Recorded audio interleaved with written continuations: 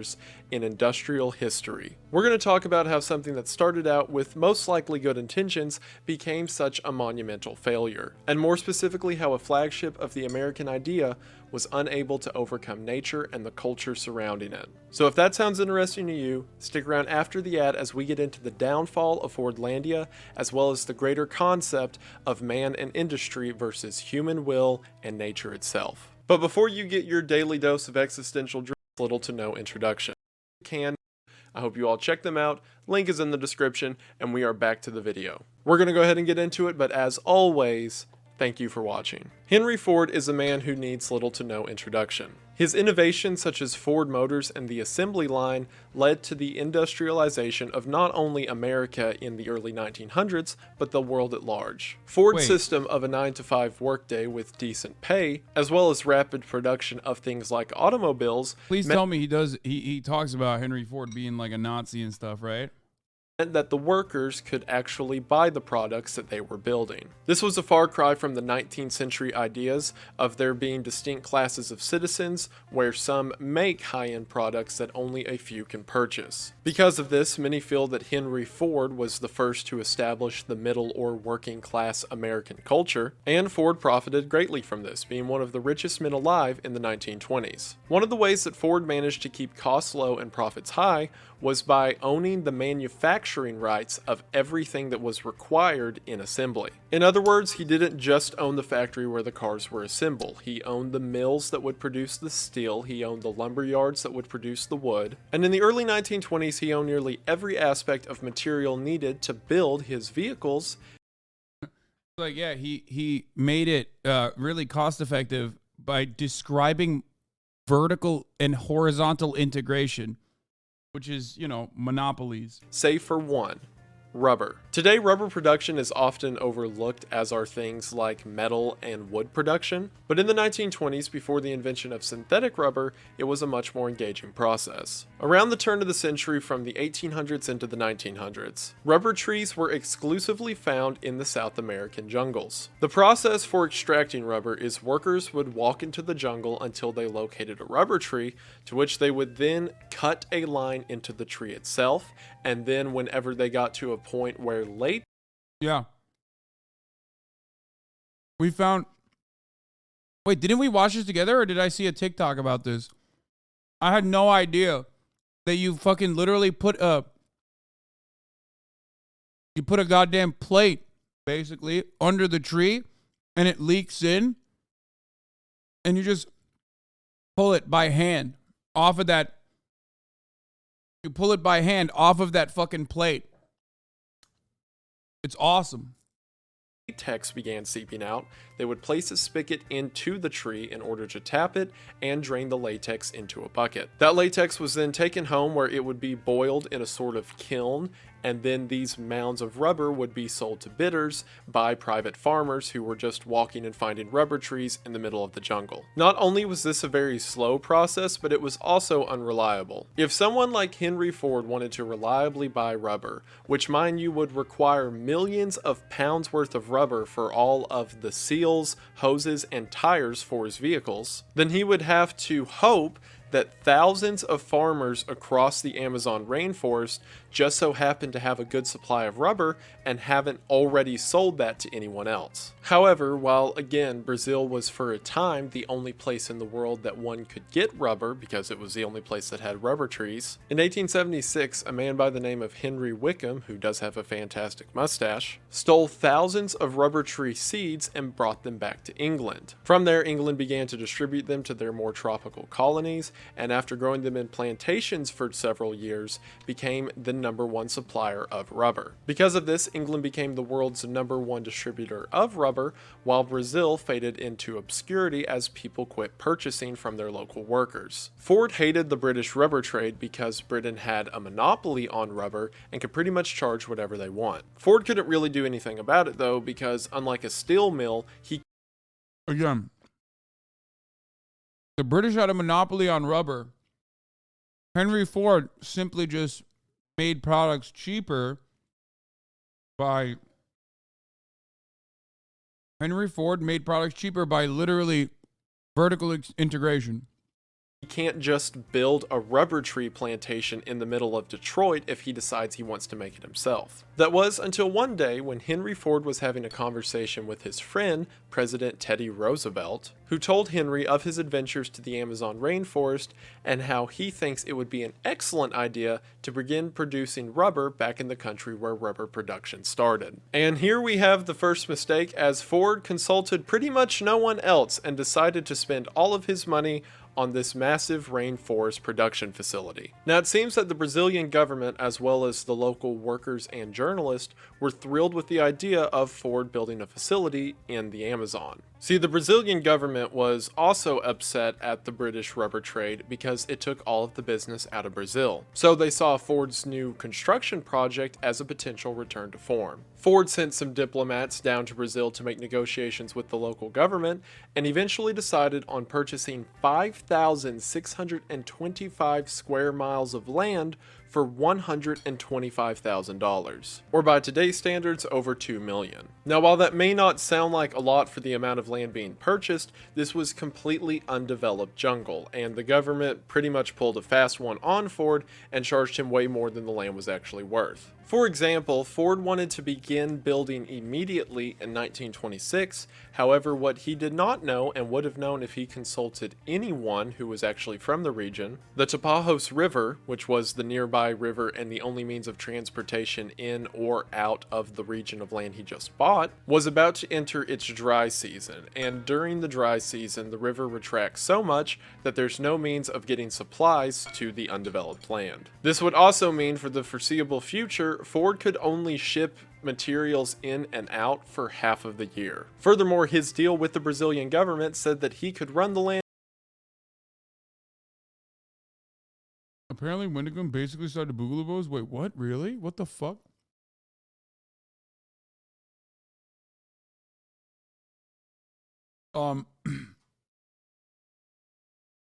What? You guys are trolling, right? There's no fucking shot.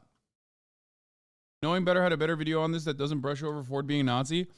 I think the part of Knowing Better is talking about company towns across the board, and not necessarily just about, which is actually unironically a better video because, like, I don't know anything about Fordlandia, but as soon as Wendigo was talking about it, I immediately thought that this sounds a lot like a company town that he was trying to build, and it just failed. But I like this. I like that it's hyper focusing on Ford. Regulations and rules he liked, as long as 9% of the profits went to the Brazilian government. Everyone around Ford, all of his advisors and family members, said that this was a terrible idea. Not only would so much need to be spent in order to build this facility that it would take decades for them to see a return on their investment, but Ford's plan was not only to build a factory in the middle of the jungle, but to build an entire city in the middle of the jungle. And that's where we get into the aspect of Fordlandia that, in my opinion, elevates it from a bad business venture into a historical marvel. And that is that Fordlandia was not just a proof of profit, but a proof of legacy. See, there's this thing seen with a lot of millionaires and billionaires throughout history, that whenever they've made their money and come to the end of their life, they begin to focus on how they'll be remembered instead of what they're doing right now. An example of this would be Walt Disney's Epcot, where during the end of his life, he too tried to build his own private city. Henry Ford grew up in a small American farming town, and he believed that that was key to the success he learned thereafter. And his plan for Fordlandia was to just take a copy of an idyllic United States Midwest town and throw it in the middle of the jungle. And then the workers of that facility... Okay, this is the part where I'm sensing that, like, he doesn't dive deeper into this concept. There's no fucking way. No, Henry Ford was trying to do a company town, right? It wasn't just like an idyllic Midwestern town. He was trying to develop a fundamentally flawed, and inherently exploitative, additionally exploitative structure, which is a company town. For those of you who don't know what that is, I'm not going to get into the 1 hour video from Knowing Better because we would have to watch that for 7 hours. But I guess, like, You know what a company town is? At least like think about it like this. Every part of the fucking Midwest that's like now in the Rust Belt that's destroyed, eviscerated because industry left. Take it one step further and realize that when you're working for the fucking steel mill, they're giving you steel mill tokens and you're buying directly from the steel mill's own market with the steel mill tokens, not necessarily, and you're paying, and your rent is basically also a part of your wages. Mining's a better example. No, I know, but the reason why I mentioned towns like, the towns that are eviscerated is because they are not necessarily company towns. They're not necessarily company towns per se because there isn't that same level of control, direct control. But a lot of the Rust Belt operates in a similar capacity where one industry comes to town, they fucking pay for the school, they pay for the roads, they pay for everything, and when they fuck off and leave, it leaves the town eviscerated. It's just a couple degrees of separation removed from like actually a company town. That's what that's what the Heartland America. That's what Heartland America looks like. They would not only receive high wages, but also receive free health care at their own private hospital, free education for their children at their own supplied schools, as well as churches, restaurants, entertainment, and everything else that Ford saw fit. The management. This is not a good thing.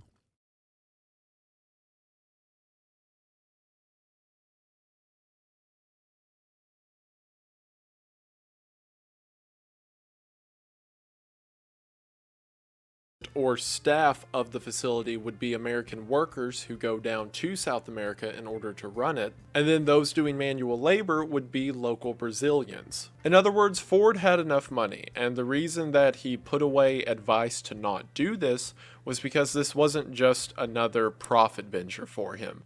This was a form of idealist diplomacy. During a meeting with his high-ranking staff where he was urged to not go through with the concept of Fordlandia, Ford said, "We are not going to South America to make money, but to help develop that wonderful and fertile land." Ford thought that what was best for him would be best for everyone, That's cap. and that all that they needed was a little nudge in the right direction. So how did that little nudge go?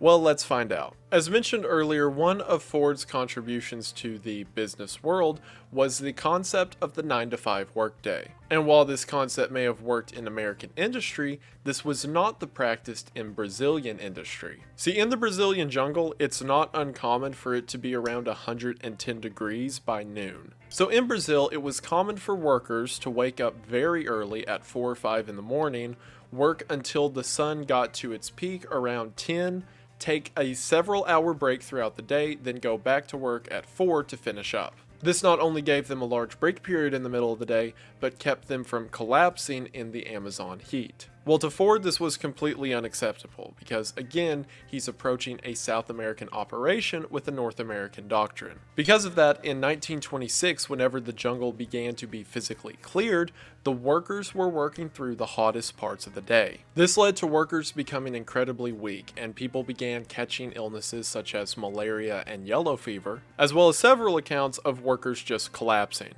Now, remember that detail I mentioned earlier about the water levels not allowing them to get equipment to the area? Well, because of this, the majority of the labor had to be done by hand, which caused its own problems. See, this is the Amazon rainforest, and the last thing you want to do is be sticking your hand at the base of trees, or into random leaves, or dirt piles, or whatever. Because of this, several people were dying before the facility's true production ever really began. People would reach under trees and be bit by pit vipers. There were several accounts of men running into swarms of hornets and being stung everywhere. Some accounts even said that men would lay their hand on the ground and immediately their Imagine people getting excited for free healthcare from Elon if they live on and do all their daily transactions on Twitter. Yeah.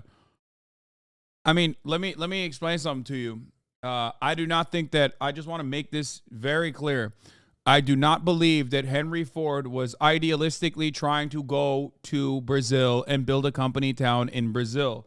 I do believe that he was very frustrated with the monopolistic power that the British had, like he pointed out, and wanted to go to a less developed nation at the time and take advantage of that less developed nation and improve the productive capabilities and basically build a company town.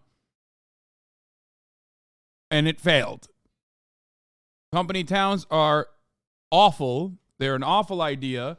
Can you imagine? Can you imagine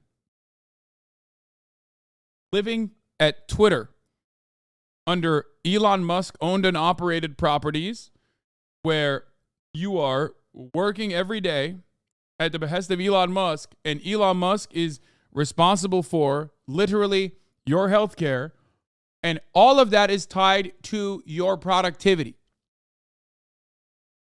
It is basically slavery by a different name, which is why a lot of company towns failed in the United States of America. He wanted to increase the productive forces. Motherfucker was a Marxist for real. Yeah, totally. Henry Ford, definitely a Marxist. Yeah.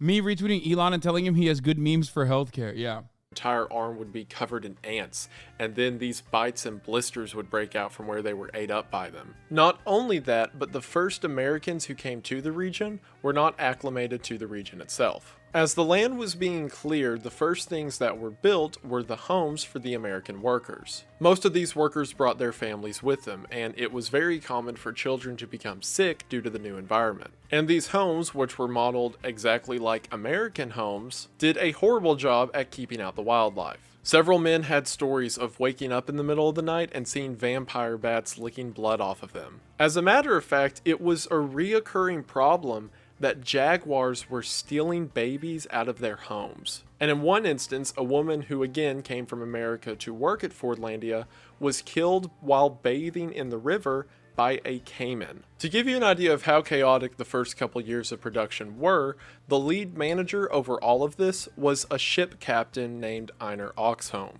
He was initially a ship captain who brought supplies to the region, and then I guess they just figured he was really good at being a captain, so they were like, hey, you want to also manage workers, production facility, assisted living, healthcare, and education? And he was like, I mean, I'm already here. In 1929, only a couple years after production had began, 3 of his children had died from fever, and his other child was stillborn. Overall, in 1930, when production actually started, between the workers who were clearing the grounds as well as the American workers who died of illness and caimans and jaguars and everything else, over 90 people had already died. At this point, too much cost and time had been sunken into the production, and perhaps to Ford, something greater than cost was also at risk. A couple years earlier, in 1928, the water tower bearing the Ford logo was placed in the town. This was seen as a symbolic completion of the town, and Ford gave it the name of Fordlandia. The town itself was quite impressive. The town was not only able to house 10,000 people, but a few of the amenities there were a hospital, several schools, a library, a hotel, a swimming pool, a playground, a golf course, its own power plant, phone lines, sawmill, and a church. And all of these were fully staffed, mostly by American workers. A lot of workers at the time talked about how bizarre it was to essentially step out of the jungle and into a Midwest American town fully staffed by Americans, and then to move your entire family there and essentially exist as a US citizen even for a short while in this kind of make-believe place. And perhaps this make-believe place could... We literally still do this, by the way. Like, American bases all around the country, as shouts out to the U.S. military. And also, an extension of American military superpower is Saudi Arabia, where there are entire company towns that literally do that. The Green Zone in Iraq, like everywhere we go, we do the same shit. There's just corporate campuses in America too, like Google, Facebook, Amazon, Microsoft. Yeah, that's why we talk about neo-feudalism in the tech space. the more unaffordable housing is, the more there is a need for campus sites with more affordable housing. How do you pay for that? Well, you pay for that by working for the company, but the company also owns the housing. Could have been more like a fairy tale if it wasn't for Ford's insistence on proper living. See, in 1928, whenever the town was officially crowned, they planted the rubber trees and began hiring workers for the sawmill. See, it would take the trees a while to grow, so the idea was they could make money out of this sawmill selling wood from the Amazon, up until it becomes time to actually start harvesting the rubber from the trees. Well, these workers who showed up to work at the sawmill were immediately greeted by a whole lot of new rules. See, it was true that Ford was paying very well. As a matter of fact, some reports say he was paying $5 an hour, which at the time was insane money. However, while that may be very lucrative in the United States, the Amazon rainforest isn't exactly a place of consumerism. So even if you made a ton of money, you couldn't buy more than the local market is willing to sell for American dollar. I say that now to give emphasis to how annoying the following rules are. For one, Ford was a firm believer in the idea of the strong, hard-willed American man. And because of that, he believed in putting away all vices. Bro, that's insane. Come on. There's no way. What the fuck?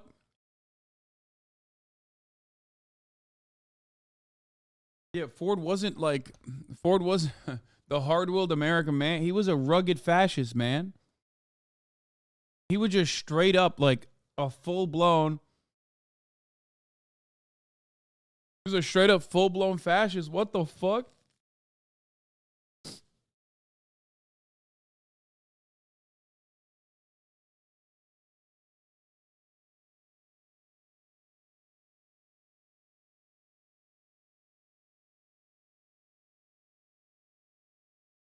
This man did not do his research. That's crazy. I don't think that he didn't do his research. I think he's just not talking about it, either to be charitable to Wendigoon. Maybe he's not talking about it because he doesn't think it pertains to the story, or maybe there's a different reason. Wendigoon is chill. He leans right. Chill. What?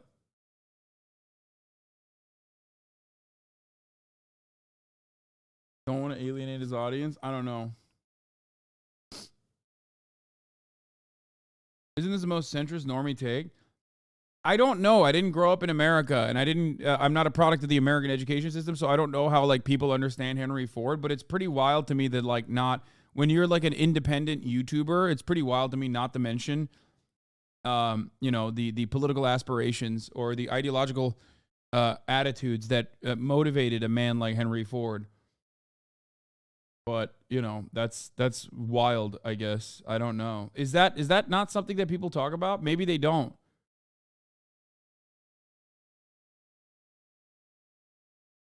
It's pretty similar to this video. Wait, really? I learned that Henry Ford was a Nazi from you. I'm 30 years old. Wait, what the fuck?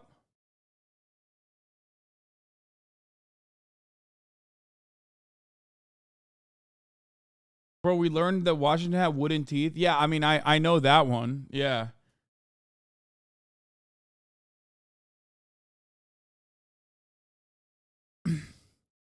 Man, American education. Yo, people say CRT and shit, and then like they literally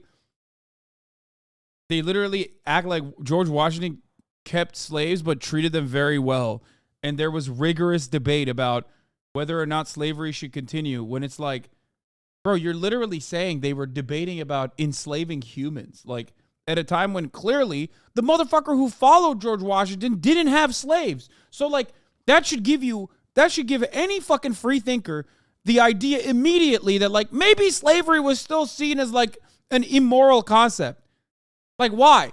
Why is it that the second president literally did not have slaves? Like he was like, no, that's fucked up actually.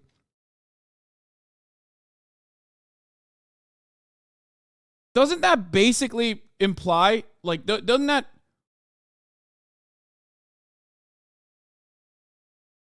I didn't know he was a Nazi until I started watching you. He's revered as a great businessman.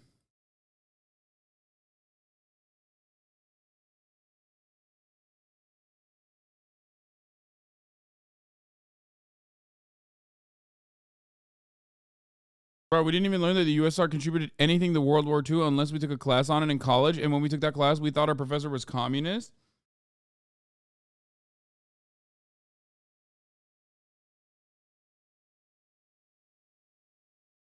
Yeah.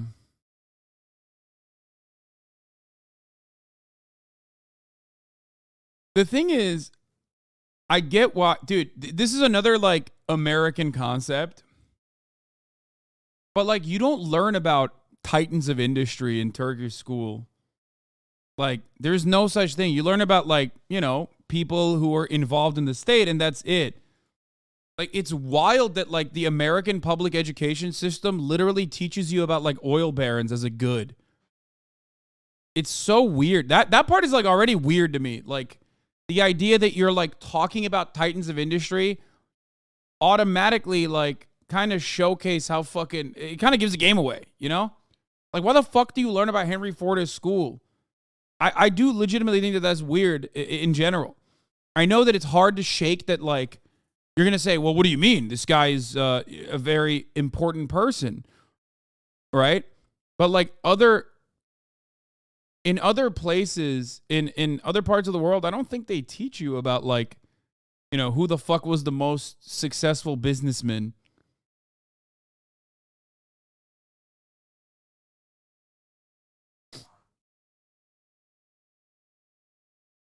America's built on the great man theory of history. Yeah. You know about the pledge every morning? Yeah, we do that too. I did that too. Yeah. That's pretty normal stuff. Social cohesion is learned behavior through the education system. That part is, I would not only say understandable, but also like depending on what your goals are, almost a necessity for you know, nation building.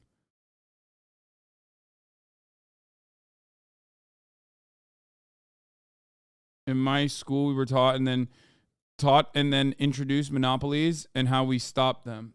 Well, we did. There was a time. Every Monday in Turkey, not every morning. No, İstiklal Marşı is every Monday. Biz the pledging of the allegiance is like every day. I thought every morning. I think we did it every morning.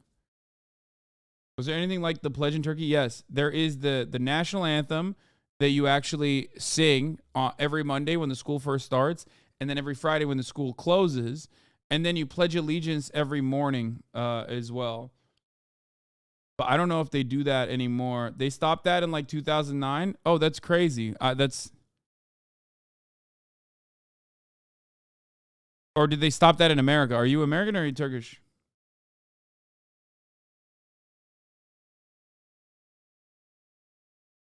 Oh.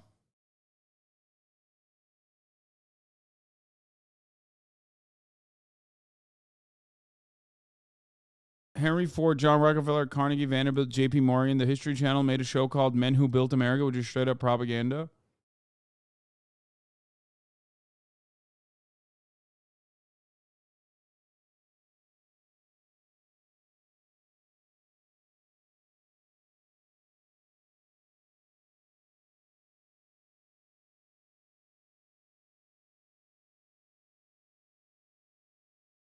By the way, like, I'm not even saying it's unnecessary to teach people about, like, the guy who fucking invented the assembly line, right? But it still strikes me as odd that you have such an emphasis on titans of industry in your historical development, and it's done from the lens of like the industrial giants overall doing the most, like not even like bad things, right? And like it's not necessarily the state. Whereas like I don't think any other, maybe other countries' history has similar perspectives, but I can't remember a single moment from like Turkish history where we just like hyper focused on titans of industry, because nation state development in Turkey was built on the backs of nationalization. Like a lot of the initiatives were originally built by the state itself. Now, obviously, Turkey is a newer country, and then before that, you have the Ottoman Empire. So it's just like there's no such thing as like who were the champions that that really privatized key sectors that were otherwise in other formations controlled by the government. Henry Ford is a figurehead at the rise of automobile manufacturing, which was considered a major part of American identity, personal vehicle ownership. That's true. That is actually really, really true. So because of that, alcohol and tobacco were completely banned from anywhere in Fordlandia. Prohibition was going on in the United States at the time, and Ford was a big fan of it, so he decided to apply that to this area of Fordlandia, even though alcohol wasn't outlawed in the rest of Brazil. While workers could move their family members into the houses of Fordlandia, you could not bring in a woman if you were not married to them. Houses were also frequently inspected by the managers in order to make sure that there was no contraband. Keep in mind, most of the Brazilians didn't speak English, and most of the This is so funny. Like, yeah. Yeah, they get to do that when it's the fucking company town, bitch. What do you mean? What are you going to do about it? Fucking go back to America? Good luck. Yeah. I wonder why such strong emphasis on control here, down to like your individual consumption, down to who you keep in your company, in your private home. No level of privacy whatsoever. It almost feels like there's like some underlying ideological reasoning for this, where these are not people at all. These are just well-paid slaves. Okay. Who are still there under incredibly coercive conditions because they can't really leave either. Odd. Much to think about, much to consider. You know? Americans didn't speak Portuguese. To combat this, just 5 miles down the Tapajos River was a location the workers had set up known as the Island of Innocence. This was just outside of the border of Fordlandia, so the From the Portuguese Wikipedia, the workers revolted due to working conditions and not wanting to eat hamburgers. The Brazilian army had to come in and save the managers that went into hiding in the jungle. Oh, that's fucking awesome, dude. The Brazilian was like, yo, fuck this hamburger bullshit, dude. What the hell? staff couldn't really do anything about it. And on this Island of Innocence was a series of bars and brothels. And the only protests that the staff could give to workers is they put out a policy stating that venereal disease would not be covered in their healthcare plan. Ford also believed that the only right kind of entertainment was obviously, with employer-backed health insurance, we never have things like this. We never have this kind of personal control. Like, for example, your company can't say we're no longer we're no longer letting insurance cover contraceptives. Oh, fuck. Oh, wait, that's... Oh, shit, dude. Fuck, man. Time keeps changing, but many things stay the same, you know? American entertainment. Because of that, things like soccer or football to the Brazilians was banned. Like, straight up, you just can't play soccer. I guess it wasn't apple pie enough for them. And keep in mind, this isn't just the workers this applies to. This applies to the wives as... By the way, this is my favorite part of, like, fascists. If there is ever, like, a funny thing that you can look to fascists, it's like their endless need for control and, like, the esoteric shit that they believe in. I think that is fucking hilarious. And, like, how self-serious they are about both their ideology and also, like, every other aspect of it. So then they'll make up rules like this, and then you have to follow it, and you're like, why the fuck? Like, what? This makes no sense. And it's like, don't ask. It is what it is. More redundant than endless need for control. It's not. It's not redundant. I bet you in his mind, he probably thought like, this is important because like it's not American enough. You know what I mean? We must instill the American work ethic in the minds of these Brazilians who are barbaric. Otherwise, you would give up on it. It's such a silly thing.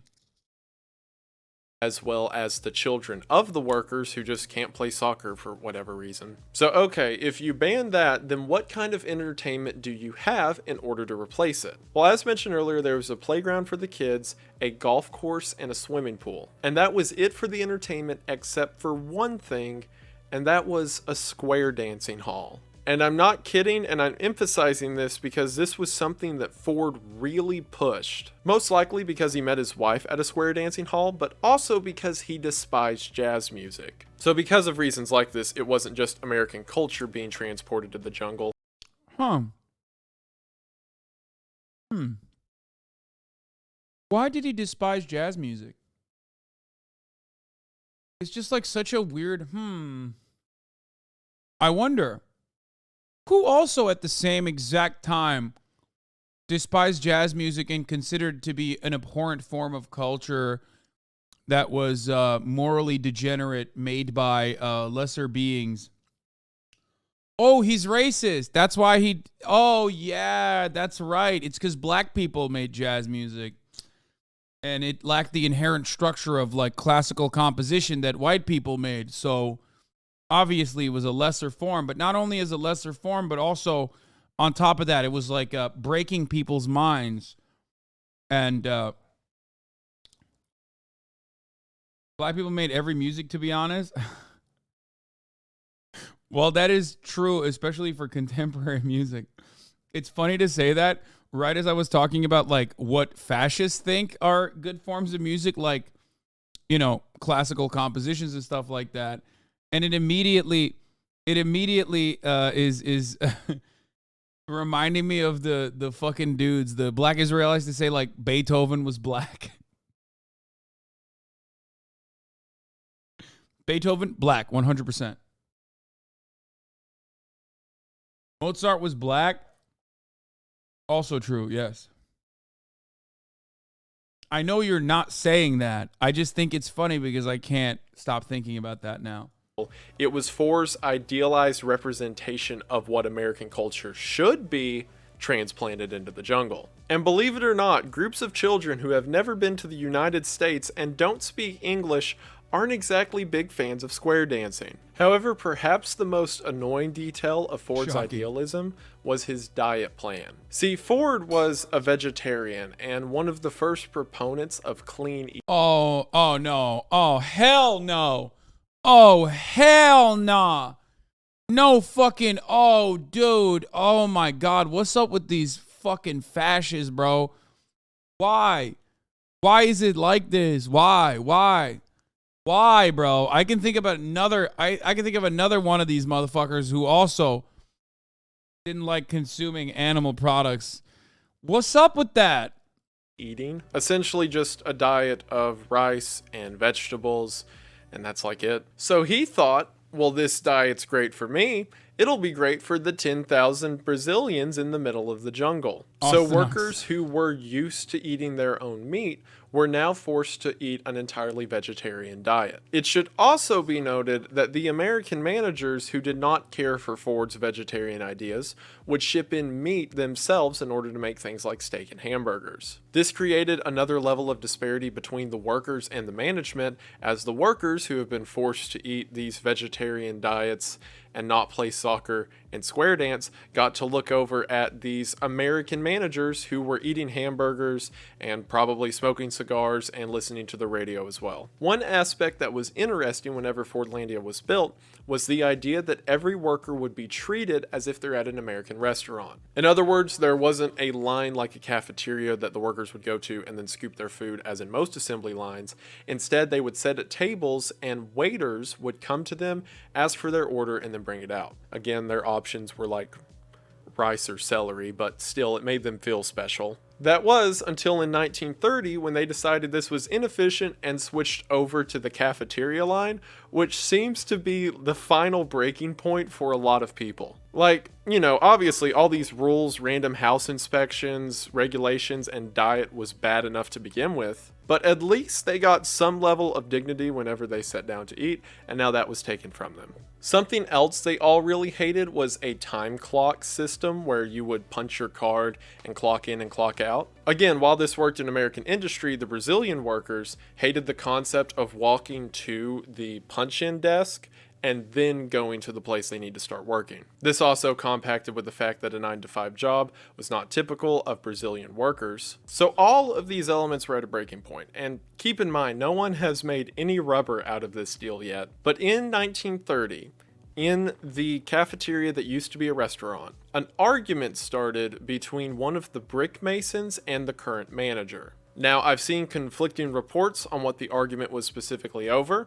I saw some that said it was an argument over the workers not following their diet properly. I saw some that said they were going to cut wages from the workers because they were eating too much. But regardless of what the specifics were, everyone was so ready to start a fight over something, this seemed like a good thing to start it over. The shouting match kept escalating until eventually nearly all of the 3,000 workers were rioting within Fordlandia. Now, there was a previous sort of semi-riot that happened in 1928 whenever the workers weren't given proper food, but that was just more so like a strike for a couple days and then it subsided. This was a group of people who were angry and setting stuff on fire and breaking things. The first thing that they did was destroy the time clock punch-in system. And I just want to know how that conversation went, because someone convinced them that they need to leave the cafeteria and go beat up the time clock. From there, they just started destroying everything. They destroyed parts of the sawmill.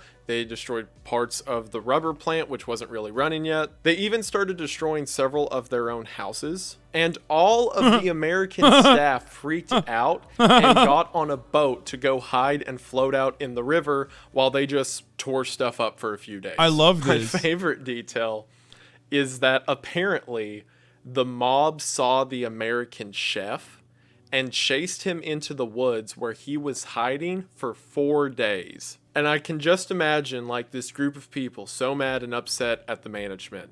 And that, they're obviously upset over the diet that they have to eat. And I just imagine like a chef running out and he's got like the stereotypical like giant chef hat and like the mustache and everything. And they're like, there he is, get him. And the workers who escaped on the boats called back to the home office in Detroit, and Detroit called the Brazilian government, and Brazil sent in the military. It's crazy that the American government is so fucking powerful at that point, even back then, that they can get the Brazilian government to like squash a labor action in a fucking country thousands of miles away.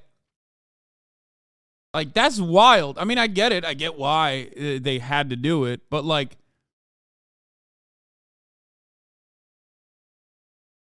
always the same fucking shit, dude. Always. The military dispatchment was 12 people with rifles? Oh, really? Military to calm down the workers, and after a few days of breaking stuff, they eventually calmed down. After this event, a new manager was appointed by the name of Archibald Johnston, and supposedly he made things a little bit better. Like, he still enforced the diet and all that, but he convinced the staff to, like, show a couple movies in the completely abandoned square dancing hall from time to time. And maybe he even got a little crazy and let them kick around a soccer ball every now and then. But after the 1930 incident, which is referred to by locals as the Breaking Pan Revolt, things were pretty normal among the workers. But now I know what you're thinking.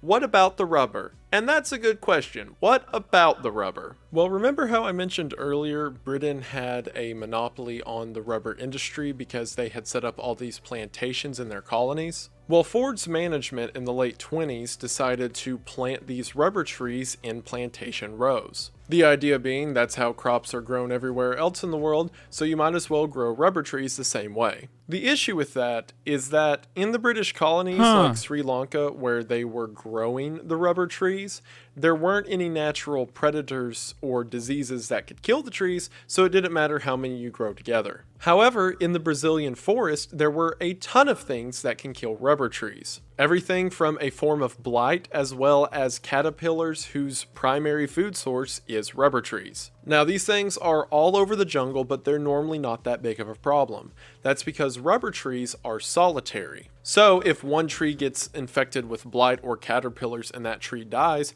it's probably fine because all the other trees are too far away to get infected themselves. Well, whenever you grow all of these trees right next to each other in a plantation, you're essentially making a giant hotbed for things like blight and caterpillars to grow in. Not to mention, rubber trees have very large root systems, and whenever you grow them next to each other, it diminishes their growth. So for some reason that they couldn't figure out, but they would have if they asked literally anyone who knew what they were talking about, the trees were not growing as fast as they were supposed to be, and as soon as they sprouted leaves, they were killed by caterpillars or disease. The caterpillars even started to trick the workers.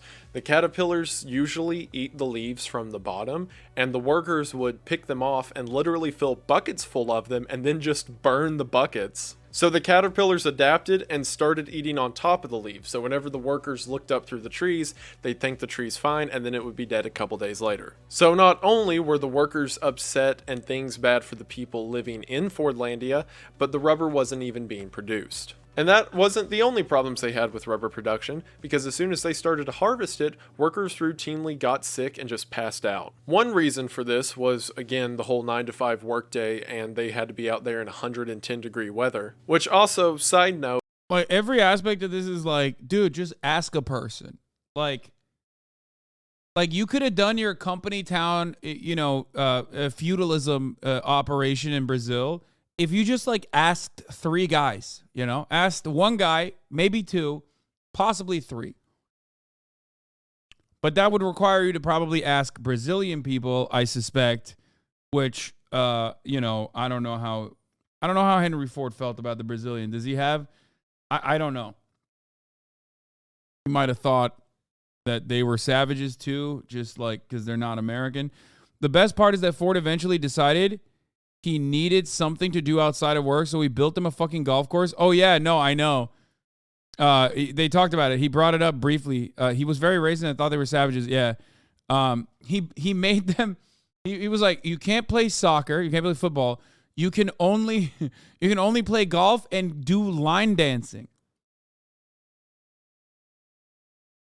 No, he was a very successful car manufacturer. He knows better than random Brazilian people. Yeah, exactly, which is exactly what happened. By the way, every part of this was in the interest of monopolization. Remember, every part of this was in the interest of literally eliminating one other part, or basically integrating one other part of the production, rubber. That's it. So like he fucking failed on that front. And the Brazilians who knew were looking at it with that face. We shall remind that eugenicism establishes Iberian man closer to black people than proper whites. What? What the fuck, bro? Why did you write it like that?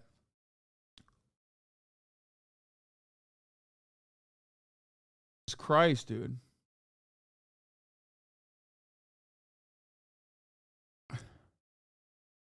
What the fuck is a proper white?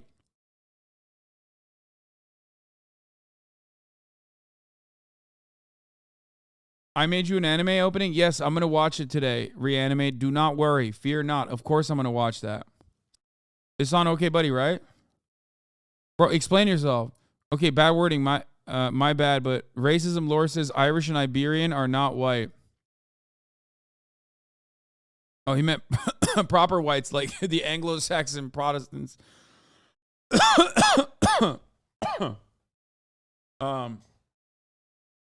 Yeah, like Benny Frank style. Also, eugenicism has been disproven into the ground. Yes, the only science that we agree on here at the HasanAbi broadcast is the top of the hour ad break and phrenology. Not phrenology of like black people's skulls and white people's skulls and that kind of thing, but cop phrenology. It's called thumb phrenology. The concept that you are ACAB, assigned cop at birth. Now, of course, being assigned cop at birth does not mean you are destined to be a cop, but many who are ACAB do become cops. It's also known as thumbology. Yes, some have colloquially called it thumbology. Anyway, going back to the top of the hour ad break, though, if you no longer want to see those ads, all you need to do is subscribe, which you can do for $5 or for free with the Twitch Prime. It's Jover, politics, White House. Biden says he doesn't have plan to visit. Yeah, Jack, look alive. Who cares? Fuck those guys. MVTH underscore you. Thank you for the 5. Get the subs alive. 5 people no longer see the ads at the top of the hour. Here's the 3-minute ad break now. This lore is a part of the HasanAbi extended universes? Yes. For those of you who are just tuning in, yes, I am an advocate for cop phrenology, also known as thumbology. Yeah, Biden just wants to play on expert difficulty, okay? Why are you guys making fun of him? He has basically eliminated Ohio from the map. Oh, the way the latex from the rubber trees pour out is whenever they're mildly cool, it just flows. But as the temperature gets too hot, they kind of inflate and crowd up inside of the system of the tree itself. So not only were the workers getting too hot in the middle of the day, the tree was literally too hot to let out the rubber. And the other reason workers were passing out is because Ford decided that they needed to take all of the modern vaccines in the US and make the Brazilian workers take every single one of them all at once. Again, while this may have had good intentions, taking people who have never taken any kind of medication in their life and making them take like 12 vaccines at once was not a good idea. I'm not sure how many people necessarily died from that, but the hospital beds were routinely full around this time. Eventually, Ford broke down and hired a botanist by the name of James Weir. James said that what effectively happened at Fordlandia is they had accidentally turned the entire country into a petri dish for blight. Because at this point, everything U.S. military style, yeah. I don't know how people still fail to comprehend this. Vaccines are given to cattle, okay? And if you and they are also given to humans for the same reason. You don't want your workers to fucking die. That's it. This is not an anti-vaxxer position, by the way. It's just the truth. That's why they fucking. It's a good thing. I don't have an issue with vaccines. Obviously, I'm a big fan of vaccines. Look at myself. I have vaccine injuries. It made me gay and autistic like everybody else. Okay. But having said that, all jokes aside, yes, vaccines are good. And the reason why your bosses want you to take the vaccine is not because they care about you and want you to live. They don't care about your living conditions. They just want you to work uninterrupted.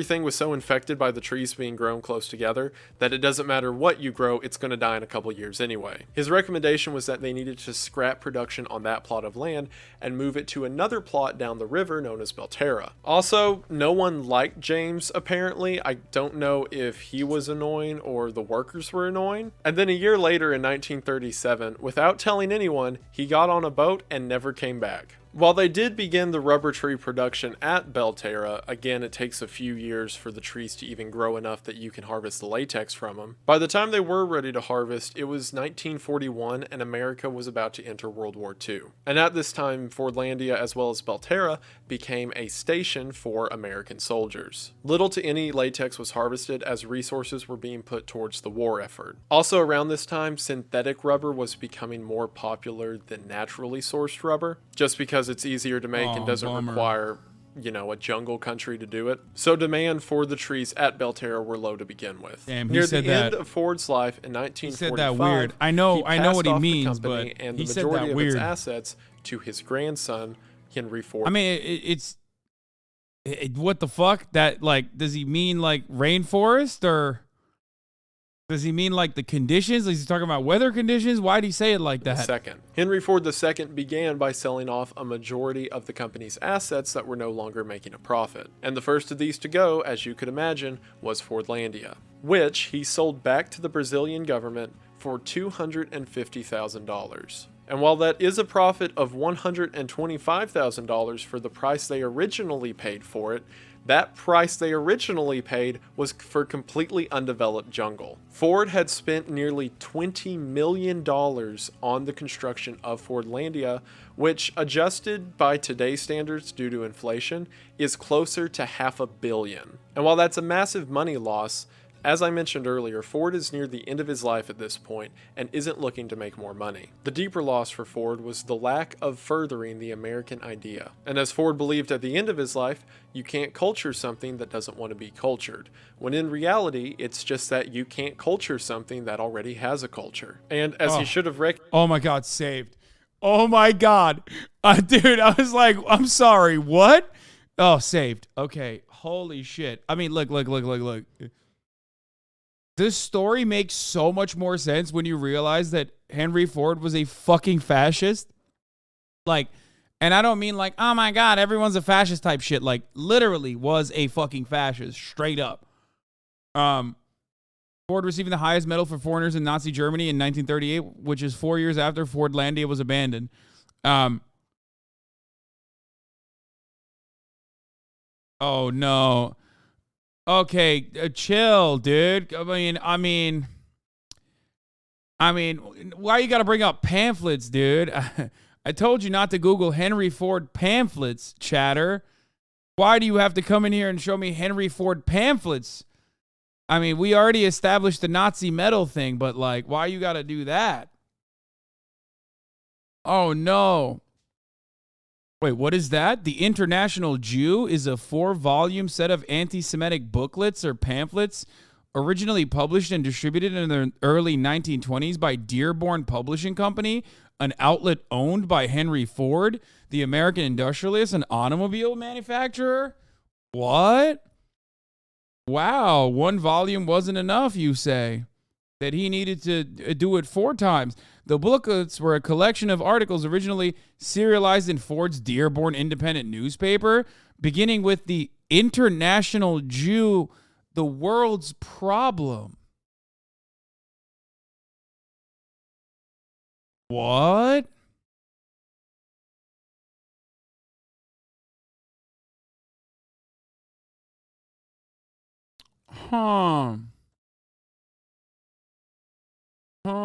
That's, I mean, what? It does devalue the word when you use it as so much. As someone who's new to this politics shit, I'm actually confused from you calling everyone a fascist. Bro, please. You're kidding me, right? Like, you're joking, right? Like, we're... What? Bro, he got a medal from... Chatter, he got a medal from Hitler. Like, he was homies with Hitler. Do you think Hitler was a fascist? He said, no, really. Like, okay, you're new to politics. Do you think Hitler... Would you say Hitler is a fascist, or am I... Yeah, no, I'm saying in this situation...